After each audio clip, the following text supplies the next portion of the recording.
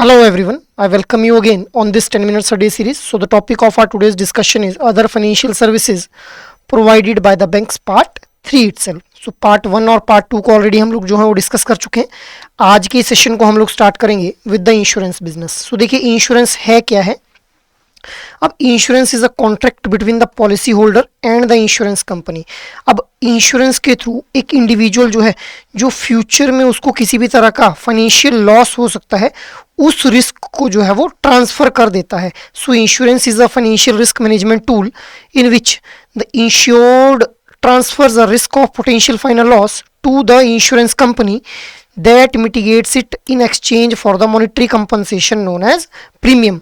तो हम लोगों के द्वारा जो है वो इंडिविजुअल्स की अगर मैं बात करूं तो इंडिविजुअल्स के द्वारा प्रीमियम पे किया जाता है और जो इंश्योरेंस कंपनीज रहती हैं उनके द्वारा फिर इस तरह का जो भी फाइनेंशियल लॉस हो सकता है उसके अगेंस्ट जो है वो एक सिक्योरिटी प्रोवाइड की जाती है. Next one is broad categories की अगर मैं बात करूं तो इंश्योरेंस अलग अलग तरह की हो सकती है. Health insurance, life insurance, asset insurance, business insurance and travel insurance. So ये हम लोगों ने इंश्योरेंस के बेसिक कंसेप्ट को समझा. मूविंग अहेड अब हम लोग बात कर लेते हैं हेल्थ इंश्योरेंस के बारे में. सो देखिए हेल्थ इंश्योरेंस क्या है. It is a contract between the insurance company and the insured person to cover medical costs that may arise from illness, accidental injuries, surgeries and other medical complications.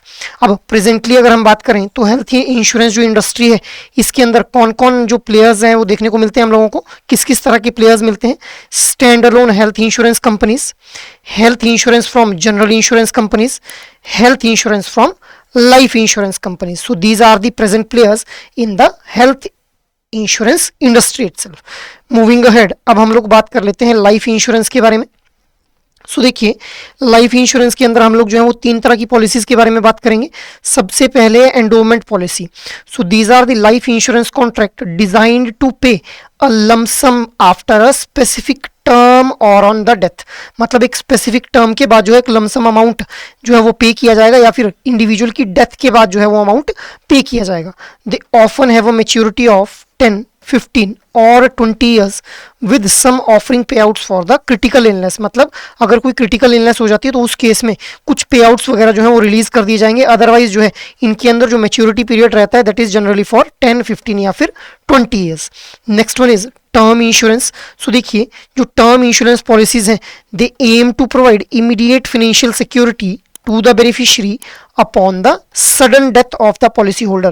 अब जो भी individual जिसने policy ले रखी है अगर उसकी सडन डेथ हो जाती है तो उसको फाइनेंशियल सिक्योरिटी इमीडिएटली प्रोवाइड की जाती है with the help of term insurance. मतलब उसकी फैमिली को there are no monetary benefits at the end of the policy term except for potential tax benefits.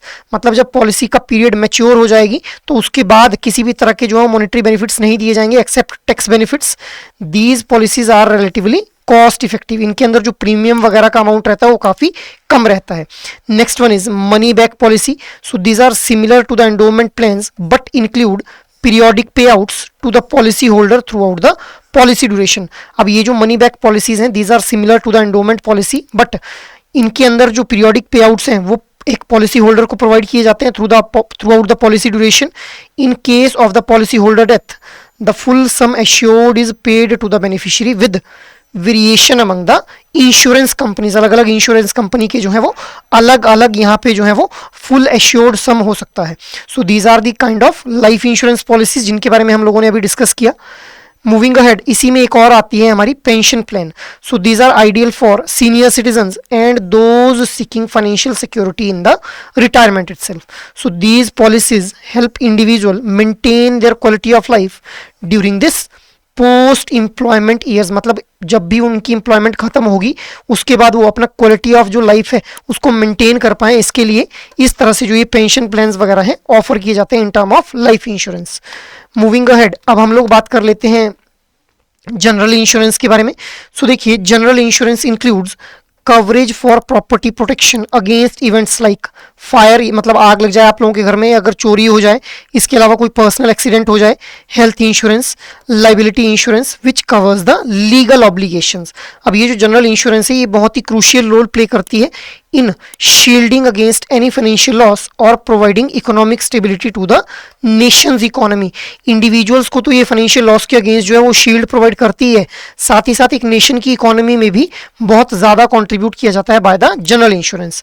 अब इसके अंदर दो तरह से हम लोग बात कर लेते हैं. पहले एसेट इंश्योरेंस, जहाँ पे वेरियस मूवेबल और इमूवेबल एसेट्स जैसे व्हीकल्स, मशीनरीज, लाइव स्टॉक्स, इनको जो है वो इंश्योर किया जाता है for their protection, specially when they are pledged to the bank. मतलब हम लोग जानते हैं कि जब भी लोन वगैरह जो है वो इंडिविजुअल लेते हैं बैंक से, तो बैंक्स जो है कुछ ना कुछ सिक्योरिटी की फॉर्म में जो है वो रखते हैं अपने पास फ्रॉम द इंडिविजुअल जिनको लोन दे रहे हैं. तो अगर ये जो भी मूवेबल या इमूवेबल एसेट जैसे व्हीकल, मशीनरी, लाइफ स्टॉक जो है वो एज ए सिक्योरिटी बैंक के पास रखे गए हैं, तो इनका इंश्योरेंस करवाना और भी ज़्यादा जो है वो ज़रूरी हो जाता है. अब इंश्योरेंस सेक्टर को मैनेज किया जाता है by the IRDAI, that is insurance regulatory and development authority. The insurance regulatory and development authority is a government agency in India which overseas and promotes the insurance sector regulation and growth itself. Moving ahead, अब हम लोग बात कर लेते हैं bank assurance के बारे में. भाई ये काफ़ी इंपॉर्टेंट टॉपिक है इस वाले सेक्शन में. यहाँ से लास्ट साइकिल्स के अंदर भी काफ़ी जो क्वेश्चन है आप लोगों से पूछे गए हैं. सो बैंक अश्योरेंस क्या है? The distribution of insurance policies through bank branches is known as bank assurance. अब 2013-14 के बजट ने जो था वो बैंक्स को अलाउ किया कि बैंक्स इंश्योरेंस ब्रोकर की तरह जो है वो एक्ट कर सकते हैं for increasing the insurance penetration in the market itself. अब अंडर IRDAI रेगुलेशन एक्ट 2013 जो है वो बैंक्स को अलाउ किया जाता है कि वो इंश्योरेंस ब्रोकर की तरह एक्ट कर सकते हैं, but they can not undertake insurance business with risk participation departmentally. मतलब वो किसी भी तरह के रिस्क में इन्वॉल्व नहीं होंगे बैंक्स डिपार्टमेंटली. अगर वो इंश्योरेंस के लिए जो है वो ब्रोकर की तरह एक्ट कर रहे हैं, they can only do this through a joint venture और the subsidiary itself. So this is bank assurance. अब देखिए बैंक अश्योरेंस के अंदर हम लोग जानते हैं कि corporate agencies of the insurance company की तरह जो है वो काम कर रहे हैं हमारे बैंक्स. सो बैंक्स को जो है वो किसी भी तरह के प्रायर अप्रूवल की ज़रूरत नहीं है RBI से. वैसे हम लोग जानते हैं कि RBI is the central bank of India, but bank assurance allows banks to represent 3 life insurance policies, 3 non-life insurance policies, 3 stand-alone health insurers, 2 specialized insurers जिसके अंदर एक्सपोर्ट क्रेडिट गारंटी कॉर्पोरेशन और agriculture insurance corporation of India आते हैं. सो this is all about the bank assurance. Moving ahead, अब हम लोग बात कर लेते हैं कि जब भी देखिए इन लाइफ पॉलिसीज की जो है वो मार्केटिंग की जाएगी, दो तरह से की जाएगी. एक है कॉर्पोरेट एजेंसीज के थ्रू और दूसरा रेफरल अरेंजमेंट्स के थ्रू. तो जब भी कॉर्पोरेट एजेंसीज के थ्रू मार्केटिंग की जाएगी तो in that case commission revenue streams over the total policy period initially जो है ये हाई रहता है, but Peter out over the policy period itself. और इस केस में जो है वो रेगुलर प्रीमियम्स जो है वो पे किए जाते हैं, जबकि रेफरल अरेंजमेंट के केस में जो रेफरल कमीशन है वो सिर्फ फर्स्ट ईयर में ही दी जाती है. इसके अलावा यहाँ पे जो प्रीमियम्स रहते हैं 2000 जनरली ग्रुप प्रीमियम पॉलिसीज यहाँ पे हम लोगों को देखने को मिलती हैं. अब देखिए ग्रुप इंश्योरेंस जो है ये ऑफर की जाती है as a value addition depending upon the type of account के सेविंग्स अकाउंट है, करंट अकाउंट है या फिर लोन अकाउंट है. अब यहाँ पे जो है ये बैंक्स के लिए काफ़ी अट्रैक्टिव रहती हैं इस तरह की जो ग्रुप इंश्योरेंस कहती है, क्योंकि banks are reimbursed with 10 to 15% of the premium amount for the marketing expenses. अब ये जो ग्रुप इंश्योरेंस होती है ये दो तरह की हम लोगों को देखने को मिलती है, डेथ और एक्सीडेंटल कवर या फिर dynamic cover on the reducing basis, that is loan accounts के केस में. सो this is group insurance. Now try to answer out this question guys.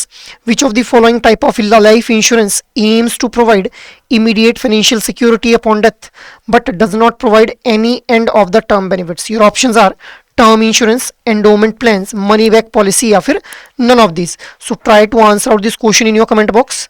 अब लास्ट सेशन में मैंने आप लोगों से क्वेश्चन पूछा था, the purpose of co-branded debit card in mutual banking is to allow a customer to, the right answer will be option A itself, that is withdraw funds from the mutual fund investment. So that is all for today's discussion. I hope ये session आप लोगों को अच्छा लगा हो. अगर आप लोगों को ये सेशन अच्छा लग रहा है तो इस सेशन को लाइक, शेयर और सब्सक्राइब कर लें.